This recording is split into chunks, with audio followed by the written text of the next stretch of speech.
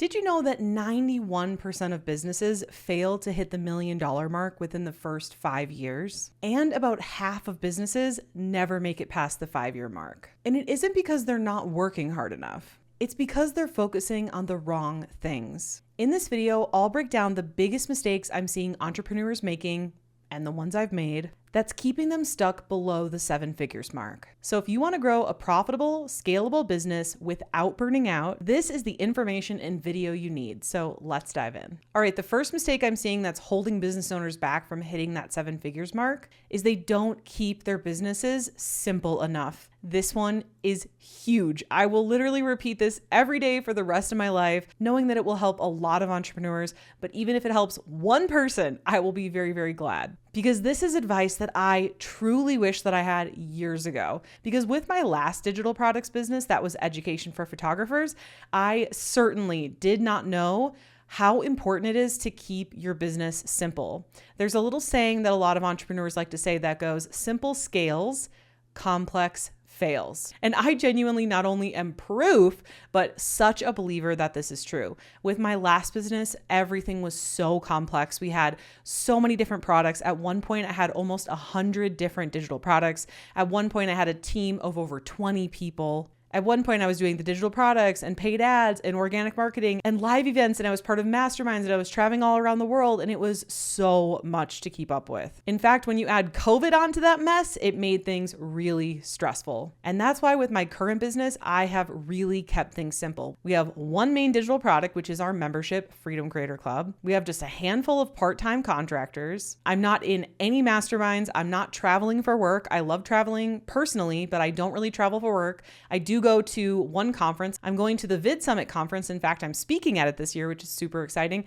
But that's kind of like my one big hurrah business trip for the year. The only lead gen we're doing is YouTube. So I'm not making videos for paid ads, videos for Instagram, videos for YouTube, videos for TikTok. Like, I have no idea how to be able to have time to run the business, update programs, help my students, and make that much content. That's insane. I find it very, very important to keep business simple. In fact, with just one lead gen source and one low ticket membership, we have gotten to over $60,000 months. And I know that we are about to blow past that $1 million mark in no time. In fact, I've done it before. I know we can do it again. We are growing at a rapid pace. We've already 2x'd what we've done last year. And I genuinely believe it is because we are keeping things simple. More products, more complexity does not equal more revenue. Or in some cases, it might equal more revenue, but really, really low profit margins. Whereas I'm sitting around an 80% profit margin month over month, profit over revenue. And remember, simple scales, complex fails. Okay, the next mistake I'm seeing entrepreneurs making why they're not hitting 7 figures is they don't know how to read their P&L, or they're not taking the time to look at their P&L every single month. Now, I know because this was me. I was the person that was like, well, I'm just so busy with this. I'm just so busy with that. I don't have time for that. I don't have time for that. Well, guess what? Your financials in your business should be your number one priority, because why are you in business? To make a profit. So if you don't know how much you're making, what you're spending, what your expenses are, what is your itemized list of what you're actually spending that money on, what percentage of your expenses is going to team versus software versus travel versus blah, blah, blah. It's very, very important. So what I do now is I work with an accounting firm, and every single month they upload the P&L to the portal and I review it. I also do a one-on-one meeting with my accountant every single month. We go through the P&L together. We brainstorm ways we could grow the business based on the numbers, which is so incredibly helpful. If you do not know your numbers or believe me with how important this is, go watch some episodes of Shark Tank.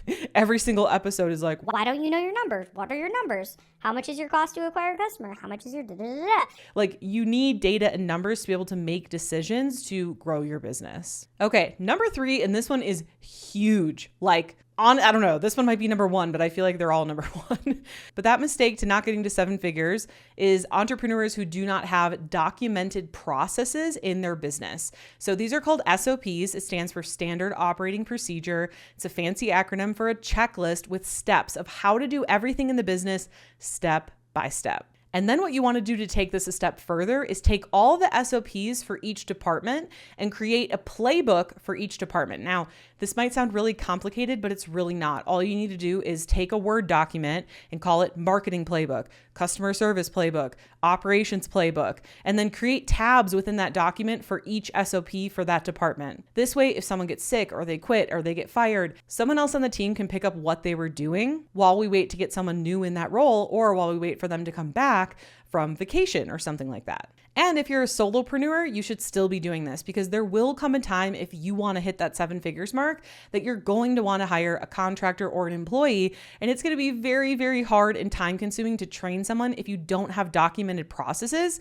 let alone it's going to be really hard for any team members to actually excel in their role and know what you want if there aren't documented processes. If you've been someone who's just like, there's no one good to hire, it's so hard to train, I hate growing a team. My guess is you probably don't have documented processes, or you don't have good documented processes, because once you have documented SOPs for every single role in the business, it becomes easy to scale. And this kind of ties into number 4. They have the mindset that they think they have to do everything themselves, and they don't delegate or grow a team. Now, you don't need to hire W-2 full-time employees. You can hire contractors within your country or overseas. This can save you a lot of money, and it also allows it to be fractional. It allows it to be part-time, and it also keeps your business really lean and makes it easy to grow, especially when you're small and you probably can't afford full-time help. So it's really important, especially in the beginning of your business, document every single thing you do. Anytime I learn something new or I do a process, I make sure that that's the one and only time I'm ever going to do that, and then I SOP it. And the reason I'm so motivated to create SOPs in my business is because I know that once I create that SOP, once I create that checklist, once I document whatever it is I just did, I'm never going to have to do it again, because then I can delegate it to someone on the team or hire someone and delegate out that task or role to that person. There's a really great book on this. It's called Who, Not How. And I think that's a really great book or audiobook to listen to if you're someone who thinks you have to do everything on your own or you're afraid to delegate. Okay, the 5th and final one, and this one might sting a little bit. This one's a little bit harsh, but I really feel like it's something that a lot of people need to hear. And that is, for business owners that are not reaching that 7-figure mark and they want to, a big mistake I'm seeing them make is trying to solve problems that they don't actually have and avoiding the problems that they should be focused on solving. For example, I've seen a lot of entrepreneurs, specifically in the digital marketing space, where they are hindered by only running paid ads for lead generation. And their lead costs keep going up. And they know the problem is lead costs, but instead of fixing that and starting to do organic content to drive down the price of those leads, they will focus on fixing other less important problems within their business simply because they don't want to do the things that need to be done to fix the problems they have. So they might think, well, we need a new team member, or we need to do a team trip, or we need to travel to this place, or we need to launch another product. That's a really popular one. So I think one thing that's really important with succeeding as a business owner and hitting that 7 figures and beyond mark is being real with yourself. What are the real problems? What is the order of importance? And which problems should we really be solving? Most of the time, the problems you're avoiding are the top problems that you need to be solving. And by the way, if you want to grow your own YouTube channel for organic leads, or you want to create your own digital product for consistent income, I have a totally free on-demand workshop that you can register completely for free in the first link in the description below this video. Now, I want to leave you with a little bit of wisdom that I wish I knew when I first started as a business owner, and that is hitting $1 million is awesome. All right. I got some plaques, to celebrate, which is super cool. And I'm super proud of those plaques, especially because only 2% of women ever hit that $1 million mark. So I'm very proud of that work. And I love the idea of getting more money in more women's hands, because whether we like it or not, money is power. But something I do want to leave you with is that hitting 7 figures isn't everything. In fact, I'll tell you what's more important than revenue: profit. And why is that important? Because profit gives you freedom.